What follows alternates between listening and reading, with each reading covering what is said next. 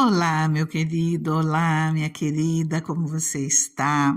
Eu tenho uma palavra para você, mas antes que nós vejamos a palavra do Senhor, eu quero agradecer a Deus pelo final de semana.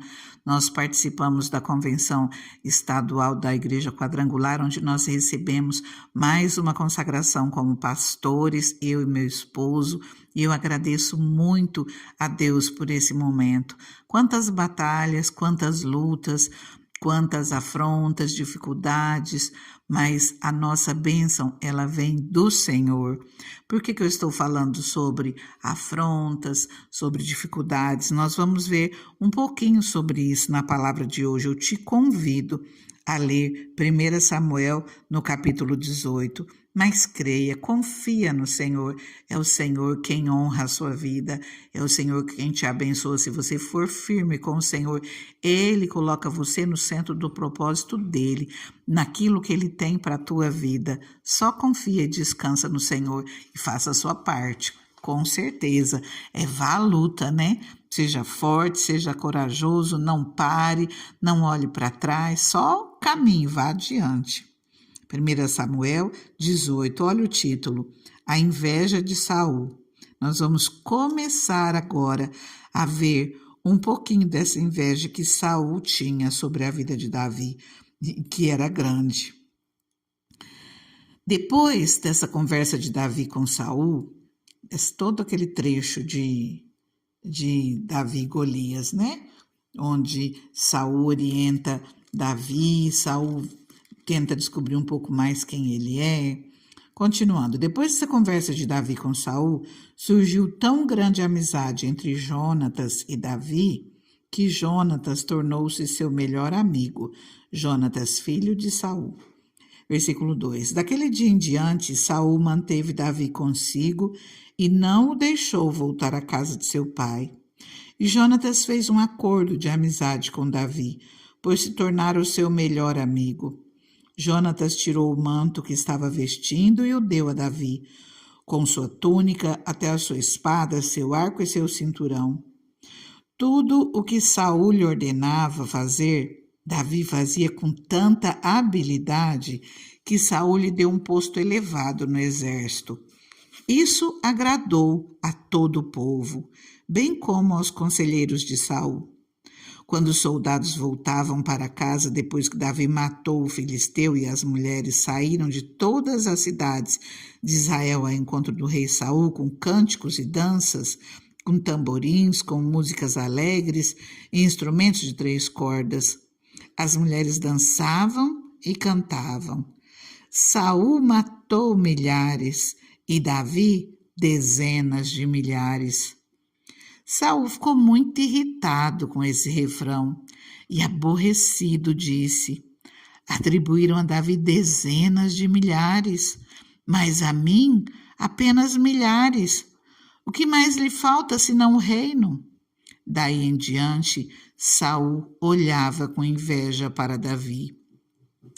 No dia seguinte, um espírito maligno mandado por Deus apoderou-se de Saul e ele entrou em transe em sua casa, enquanto Davi tocava a harpa como costumava fazer. Saul estava com a lança na mão e a atirou, dizendo: encravarei Davi na parede. Mas Davi desviou-se 2 vezes. Saul tinha medo de Davi, porque o Senhor o havia abandonado e agora estava com Davi. Então afastou Davi de sua presença e deu-lhe o comando de uma tropa de 1000 soldados que Davi conduzia em suas campanhas. Ele tinha êxito em tudo o que fazia, pois o Senhor estava com ele. Vendo isso, Saul teve muito medo dele. Todo Israel e todo Judá, porém, gostavam de Davi, pois ele os conduzia em suas batalhas.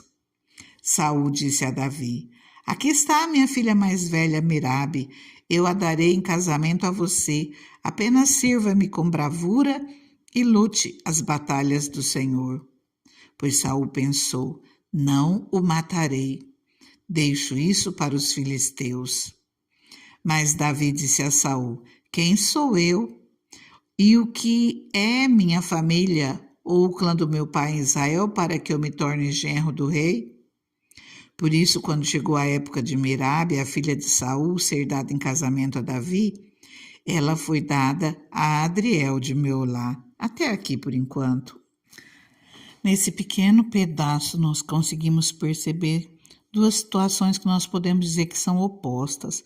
Primeiro, nós percebemos a amizade de Jonatas e Davi, uma amizade com o coração aberto, sendo generosos um com o outro. Cita que é uma tão grande amizade que Jonatas e Davi se tornam melhores amigos. E quando nós falamos de amizade, nós vemos envolvidos nisso os frutos do Espírito. Assim como nós vemos em Gálatas 5, versículo 22, diz: Mas o fruto do Espírito é amor, alegria, paz, paciência, amabilidade, bondade, fidelidade, mansidão, domínio próprio. Contra essas coisas não há lei. E essas sensações, essas atitudes que nós vemos em meio a uma amizade sincera. Esses sentimentos, né, pois onde a amizade, a respeito, a reciprocidade, a lealdade, e é isso que nós percebemos aqui entre Jonatas e Davi. Por outro lado, nós olhamos aqui os sentimentos de Saul com Davi. Aqui mostra que Davi, tudo que fazia, ele fazia com tanta habilidade. O povo passa a gostar de Davi e quando ele recebe elogios do povo, mostra que Saul fica irritado. Saul olha com inveja para Davi. Inveja, ela vem do oposto desse sentimento de amizade. Quem realmente é amigo não vai olhar para o seu amigo com inveja, com sentimento negativo, com irritação. Alguém que está irritado, está nervoso, isso já mostra frustração, insatisfação, até nessa questão dele ver como Davi matou dezenas de milhares, a mim apenas milhares. Começa a surgir em Saul um sentimento de inferioridade e ali vai crescendo frustração, vai crescendo raiva e o que acontece? Ele vai dando lugar para o inimigo trabalhar, que fala assim no dia seguinte, um espírito maligno mandado por Deus. Isso aqui foi uma brecha que Saul deu através da inveja dele a Davi e o inimigo aproveitou essa brecha para trabalhar na vida de Saul. E aqui mostra até que ele ficou endemoniado, porque de repente ele pega uma lança na mão e tenta matar Davi com aquela lança do nada. Ele entrou em transe. Então, quer dizer, sentimentos negativos que fazem mal, dá espaço para o inimigo trabalhar. Nós vimos os frutos do Espírito em Gálatas, agora eu quero em Gálatas 5 mesmo, no versículo 19 e 20, diz assim... vou ler o 20. Idolatria, feitiçaria, ódio, discórdia, ciúmes, ira, egoísmo, dissensões, facções, invejas, entre outras coisas. Eu os advirto, como antes já os adverti, aqueles que praticam essas coisas não herdarão o reino de Deus. No próximo livro após Gálatas, em Efésios 4, 26, diz assim: Quando vocês ficarem irados, não pequem, apaziguem a sua ira antes que o sol se ponha e não deem lugar ao diabo. Nós vemos que esses sentimentos negativos, eles são obras da carne, mas conforme se permite ser atacado por esses sentimentos negativos e alimentar essa raiva, essa ira, essa inveja, está abrindo lugar para o inimigo trabalhar. E aqui diz, não dê lugar ao diabo. Quer dizer, se continua alimentando sentimentos negativos, abre espaço para que o inimigo trabalhe. E nós vemos Saul alimentando esse sentimento, porque aqui no versículo 8 diz, Saul ficou muito irritado. No finalzinho do 9, Saul olhava com inveja para Davi. Depois, Saul tenta encravar essa lança em Davi. Depois disso, ainda Saul tenta entregar sua filha a Davi. para que prepare uma emboscada para ele. Ele diz: pois não matarei, deixo isso para os filisteus. Mas Davi ele se nega a casar com Merabe e ele se livra mais uma vez de problema até esse momento. Mas nós vemos aqui, por outro lado, que Davi, tudo aquilo que ele fazia bem feito, ele fazia temendo ao Senhor, ele fazia bem feito. No versículo 5 de 1 Samuel 18 diz: Davi fazia com tanta habilidade. Versículo 14 fala: ele tinha êxito em tudo o que fazia. Olha que coisa maravilhosa. A palavra do Senhor nos ensina tudo que vier à nossa mão, nós darmos o nosso melhor, nós fazermos bem feito como o Senhor. E é o Senhor quem nos abençoa. 1 Samuel 18,14, ele tinha êxito em tudo o que fazia, pois o Senhor estava com ele. E o Senhor, ele está contigo. Busca ele, busca dar o seu melhor em tudo que você fizer. Confia que a sua bênção, ela vem do Senhor. Você fica guardado, protegido pelas mãos do Senhor. Se nós voltarmos aqui um pouquinho no capítulo 17, nós vemos uma maldição lançada sobre Davi. Golias diz a Davi: por acaso eu sou um cão para que você venha contra mim com pedaços de pau? E o filisteu amaldiçoou Davi, invocando os seus deuses. Vem aqui, darei sua carne às aves dos céus e aos animais do campo. Queridos, os deuses de Golias não conseguiram proteger Golias, não conseguiram lançar nenhuma maldição na vida de Davi. Davi foi em nome do Senhor dos Exércitos e ele venceu a batalha. Que você não tenha medo de nenhuma maldição lançada contra a sua vida. Maldição sem causa, ela não tem poder contra a sua vida. Em Provérbios 26 diz: como o pássaro no seu vaguear e como a andorinha no seu voar, assim a maldição sem motivo não encontra pouso. Quer dizer que se não houver uma causa para a maldição, ela não tem como se estabelecer ou como causar dano. Para que uma maldição se cumpra, é preciso que haja um motivo ou uma injustiça que a legitime. Em outras palavras, quer dizer, não surtirá nenhum efeito contra a sua vida se houve uma maldição ou o que quer que seja. Se você não deve, se aquilo você não cometeu, não abriu brecha, não abriu espaço na sua vida, fica em paz. Ore, Davi foi em nome do Senhor dos Exércitos.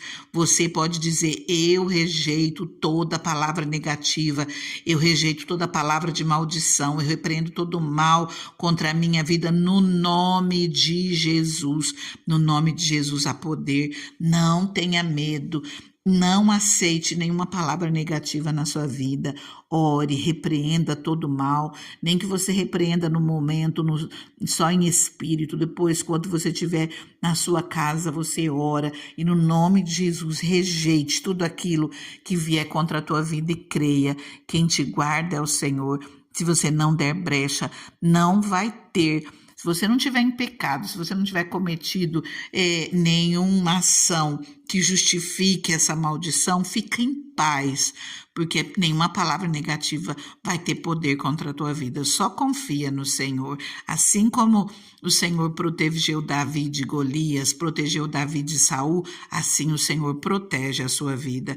Eu vou começar orando com você, que você continue orando, entregando tudo nas mãos do Senhor.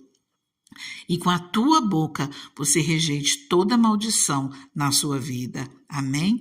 Deus maravilhoso, Deus soberano, eu começo, Pai, a orar, Senhor, com essa pessoa que está aqui comigo, Deus.